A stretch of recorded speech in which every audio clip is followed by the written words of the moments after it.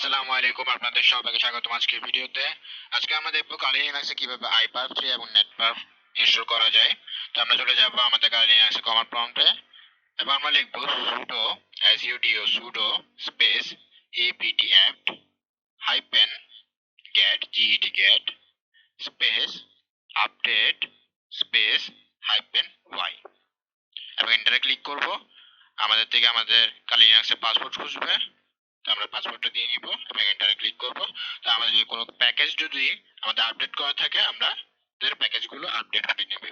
তো আমরা আবার লিখব sudo space apt hyphen get space install space -y space iperf3 iperf3 এবং এন্টার ক্লিক করব।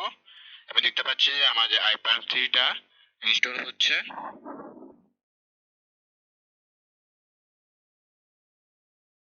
দেখতে পাচ্ছি যে আমাদের iperf3টা প্রায় ইনস্টল হয়ে গিয়েছে এবং আমাদের এক্সিট রেখে আমরা টার্মিনাল থেকে বের হয়ে যাব। এখন আমরা ইনস্টল করব netperf। তো আমরা আবার টার্মিনালে ক্লিক করব।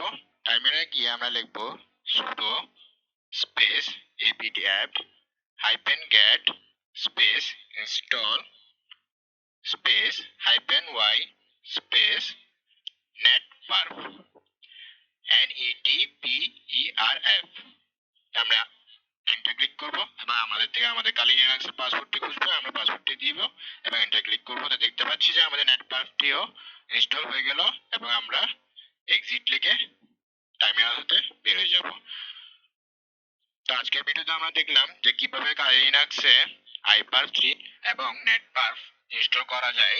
তো ভিডিওটি যদি ভালো লেগে থাকে অবশ্যই লাইক সাবস্ক্রাইব করবেন এবং আমার জন্য দোয়া করবেন। আপনারা সবাই ভালো থাকবেন। আসসালামু আলাইকুম।